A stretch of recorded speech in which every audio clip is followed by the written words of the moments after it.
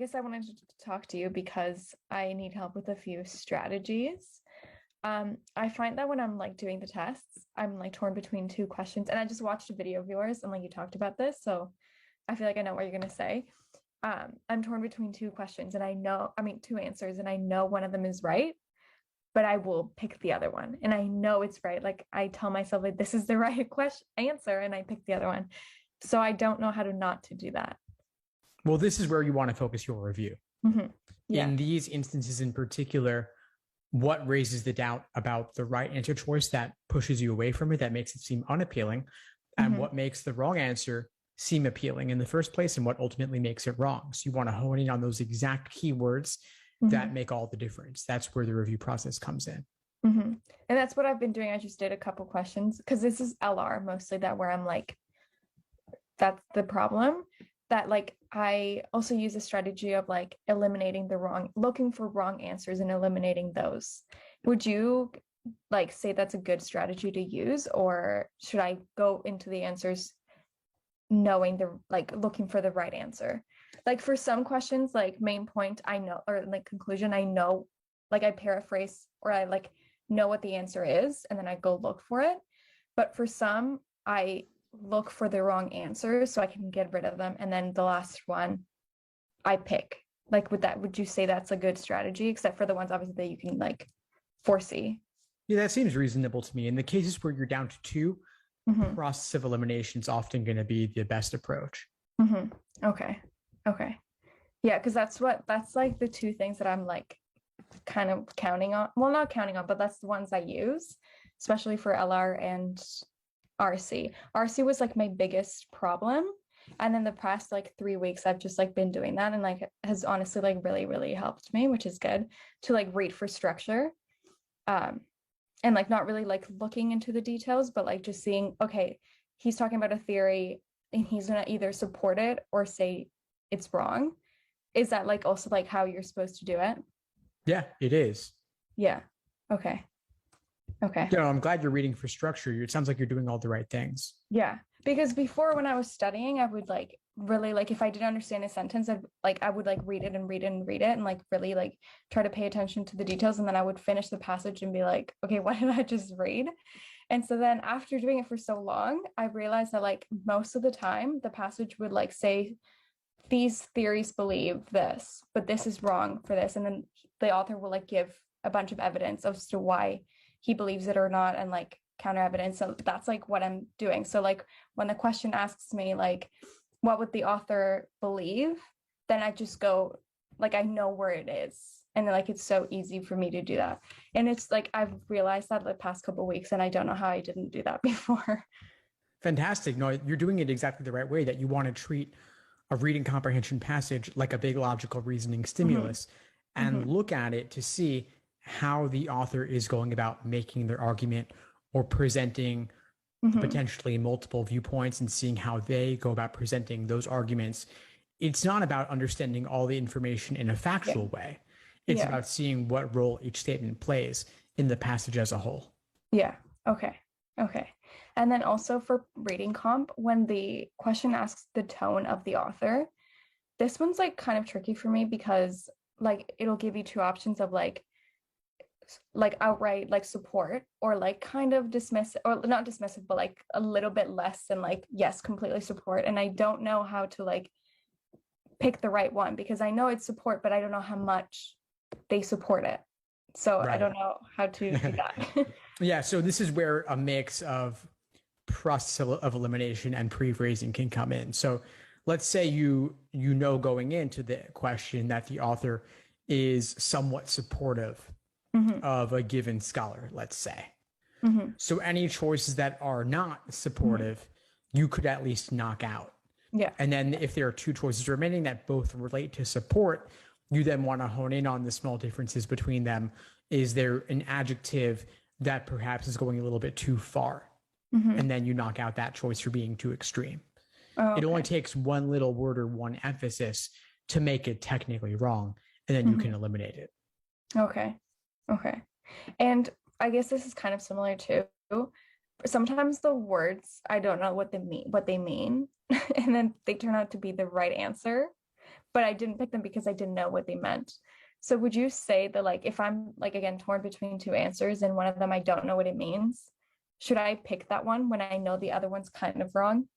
Yes. If you know the Yeah. other one's wrong, then pick the one you don't understand. Yes. Not like completely wrong, but I'm like, I don't, this doesn't sound very good. Then yeah, I would go for the one that you don't understand. That's the funny thing is you've got to learn to be comfortable picking Mm-hmm. a choice that you don't understand. The Yeah. fact that you understand it has no bearing on whether it's right or not. Mm-hmm. That's internal to you, and just that you haven't learned Sure. every word in the thousands and thousands of words in the English language. That's fine. You don't Yeah. need to. These are high level words. These are hard. I don't know a lot of them either, especially when it comes down to the science related ones. I've gotten a lot of questions right just because I was able to get over not knowing what it meant and still being okay with picking it anyway. If you can eliminate the other four, then whatever remains, even if you don't know what it means or you don't understand why it would be correct, if you Pick can't it. knock it out, just pick it. Yeah, because it happened. I attended one of the classes this week, and we were doing a passage, and the question was torn between two, and I was like, I don't know what this word means, so I picked the other one, and it was the other one was the right answer, and then I looked it up, and it was literally like what the passage was talking Yeah. about. I'm like, wow, okay, that's rude. Yeah, they're good. They're good. Yeah, but that's like kind of what I wanted to talk to you about, just like being able to like be confident in myself to like pick the answer, not doubt myself, which is like what I'm trying not to do, like be like sabotage myself, like no, that's wrong. So yeah. Well, you're thinking about the right things. And it's just for this last week, I would look at leveling up your review process a little bit more in any questions that are still on your list to review that you don't fully understand yet. What's your study plan for this final week in terms of taking exams and such? I was just going to ask you what you would recommend doing because this is my third time taking the exam, and the first time I was going to write it, it was during October where like the website shut down, and so like I was like writing it midway and they were like you can't write it anymore. So then I wrote it a week after, but I was like so tired, like just like I guess like exhausted from like the process. And so then I like kind of burnt out because I studied so much during that week of like I didn't know when I was going to write it. And so then when it came to it, I was like so tired. And so then I wrote it in November and I did better, but I know I can do better. So I want to do it again. And so I studied a little bit the week before that November test, but like not too much.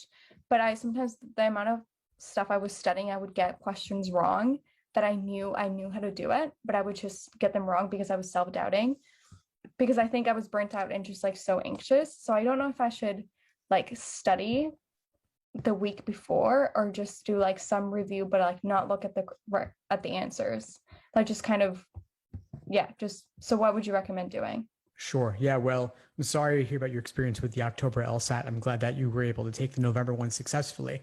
It sounds like what you were experiencing was burnout, where you got it wrong even because you were doubting yourself, even though you didn't understand it. Yeah. So I think you certainly don't need to do a ton in this next week. Doing a little bit of light review, maybe taking one practice test. That might be all you need. I wouldn't do more than that. And would you recommend looking at like the answers, like after I do the practice test and look at my score, or just kind of like do it and then leave it? That's a good question. I mean, personally, for me, I'd have a hard time not looking at the answers. Yeah. So if you would have a hard time restraining yourself, then by all means, go ahead and look. There's no reason not to. I think that wanting to know your results is probably natural for a lot of folks. I mean, could you see yourself going through questions or an exam and not looking at anything afterwards? No. Okay, if you would. I wouldn't be able to restrain myself, and that's fine. Just don't do too many questions. Just treat these as an opportunity to go through the motions and build your endurance, maintain your endurance, having another run through before test day. That's the purpose of doing these questions. Yeah, that's kind of like what I'm doing right now. And also just one last question. I feel like the last section of the test, I'm like, my brain is so tired and I don't know how to avoid that. Yeah.